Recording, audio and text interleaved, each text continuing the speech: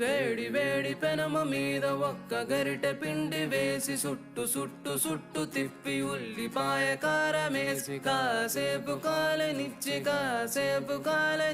దోస దోస ఆ మధ్యలోన మడత పెట్టి ప్లేటులోన దోశ పెట్టి ఇవ్వు బాబాయ్ దోస దోస